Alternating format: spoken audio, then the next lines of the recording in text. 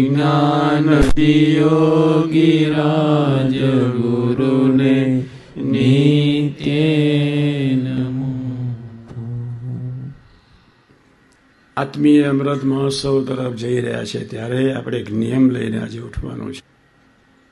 કોઈ પણ ભોગે કોઈ પણ સંજોગોમાં 30 મિનિટનું નિર્વિકલ્પને ભજન મસ્ટ. વર્ષોથી સત્સંગ કરીએ છીએ, વર્ષોથી શિબિરો ભરીએ છીએ, વર્ષોથી સંતોના યોગમાં છે, રવિવારની સભામાં પણ જતા હઈશું. આપણા બાપને 30 મિનિટ નિર્વિકલ્પને ન સંભાળી શકીએ, ન ભજન કરી શકીએ તો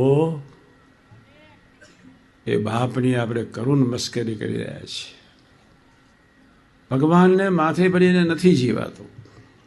3 વાતની ખોટ છે. નિર્વિકલ્પ અને 30 મિનિટ મારે ભજન કરવું છે તો કરવું શું જોઈએ? પહેલી વાત, દરેક વ્યક્તિના જીવમાં એક હેવા છે, પોતાનો ભાર પોતે માથે લઈને ફરવાનો. અને પોતાનો ભાર પોતાના માથે લઈને ફરવાનો જે સ્વભાવ છે એ જ એની ભયંકર નિષ્ઠાની કચાશ છે. આ એક સંસારિક વાત મેં કરી. વર્ષોથી એક જીવ દશા એવી છે કે પોતાનો જ ભાર પોતે માથે લઈને ફર્યા જ કરવાનો. આજે એક નિયમ લઈને ઉઠવાનું છે. બરોબર સમજનો વાત સમજવા પ્રયત્ન કરજો ધીમે રહીને. પૃથ્વીના સુખ કરતા સ્વિટ્ઝરલેન્ડ સ્વર્ગાદિક ભૂમિકાઓના સુખ કરતા સ્વર્ગનું સુખ વધારે છે. તેથી પર દેવતાઓ, તેથી પર ઇન્દ્રાદિક, તેથી પર બ્રહ્મા વિષ્ણુ શિવ, તેથી પર 4 ધામ છે.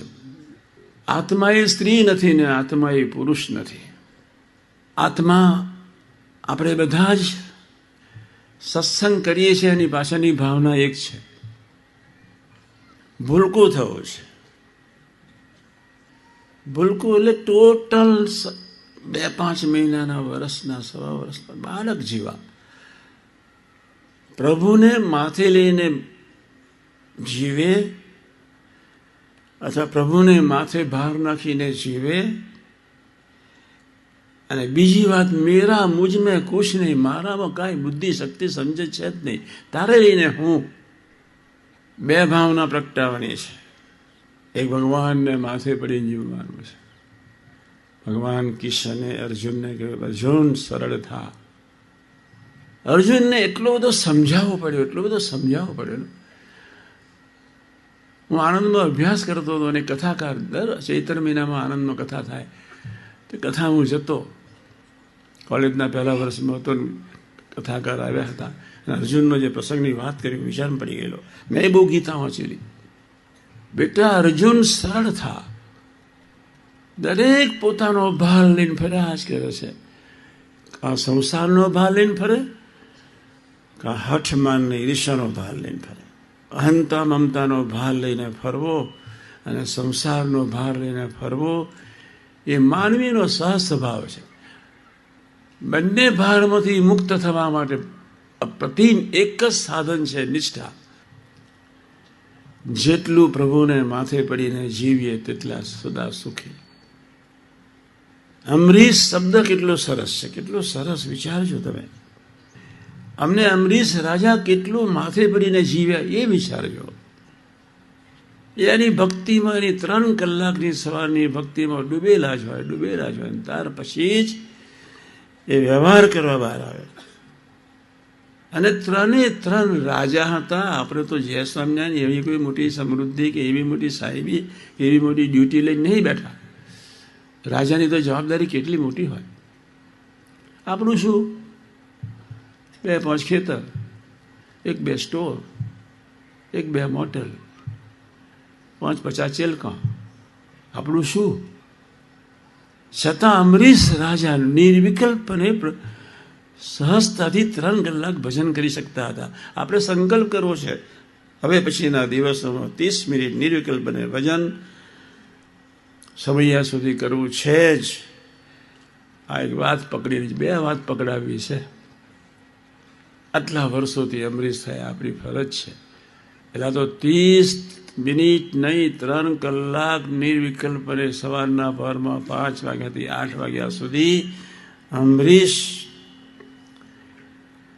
ને એવા જ અંબરીશનું અદ્ભુત દર્શન કરાવ્યું પર્વતભાઈ ગોરધનભાઈ દેવ પૂંજો ડોડિયો જ્ઞાનપુરવાળા દેવજી ભગત. પર્વતભાઈની જમીન ઓછી, અડધી પોતાની હતી, અડધી બીજાની હતી. ઠાકોરજીની સેવા સારી થાય એટલે જમીનદાર થોડી જમીનો રાખીને બહુ પ્રભુની સેવા થાય એવા ભાવથી પોતે ખાનદાન હતા, એનર્જેટિક હતા, ઉમંગી હતા, ભક્તિ પ્રધાન હતા, બધી રીતે સરસ. લાવો મહારાજની જે થાય સેવા, પરમહંસોની જે થાય સેવા. અને અત્યારે ગઢડાનું મંદિર થઈ રહ્યું છે, તો ગઢડાના મંદિરમાં સૌથી વધારે સારો મદદરૂપ હું થવું. પર્વતભાઈ ગઢડા અને પર્વતભાઈની વચ્ચે 150-200 કિલોમીટરનું અંતર છે. પણ પર્વતભાઈ અગતરાયમાં વિચાર કરતા હતા કે ગઢડાનું મંદિર થઈ રહ્યું છે, વડતાલ અમદાવાદના મંદિર સુધી કદાચ આપણે ન પૂગી શકીએ, પણ સૌરાષ્ટ્રની ધરતી પર મંદિર થતું હોય તો અમારી તો બધાની ફરજ છે. તે વર્ષે અમને ડબલ જમીન લીધી અને ગઢડા મંદિરના પાયામાં સિંચાઈ જવાનું નક્કી કરી નાખ્યું હતું. પહેલો જ મન કો પર્વતભાઈ મેરા મુझ મેં કુછ નહીં.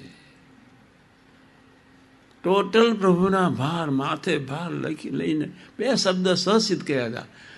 કોઈ પણ જાતનો એ ભાર નહીં. એક મારામાં જે કહે છે મેરા મુझ મેં કુછ નહીં, હું ઝીરો, બસ.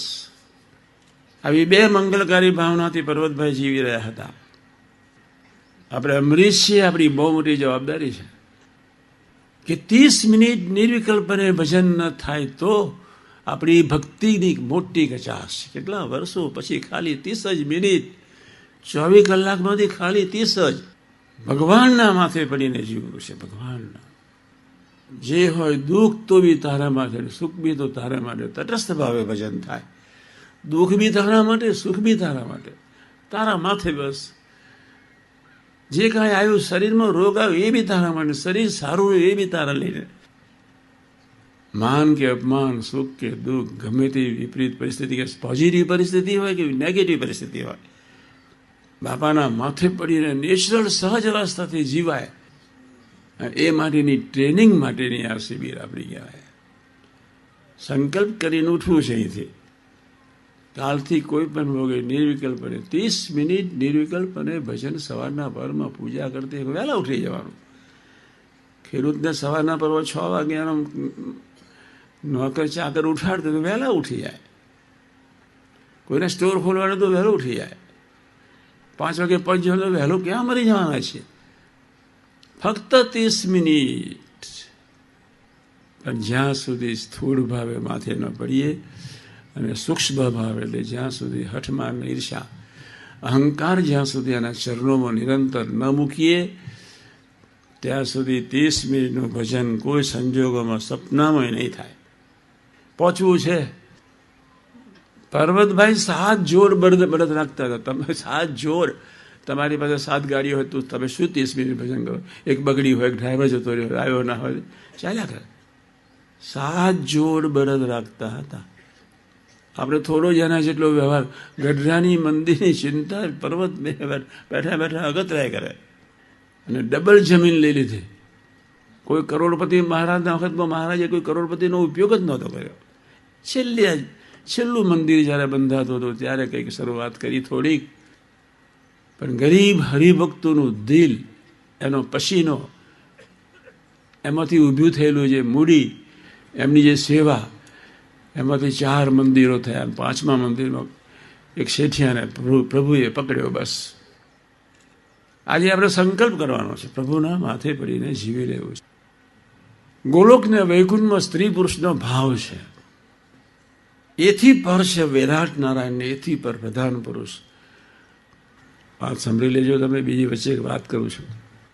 દરેક આત્માને વિશે અક્ષર બ્રહ્મ વ્યાપક છે. બહુ વાતો કરું છું. અમારા ભાના બી બેઠા છે. એનું શરીર છે, સારી વાત છે. એને બીજું શરીર બાંધવાનું છે, એ આત્માનું.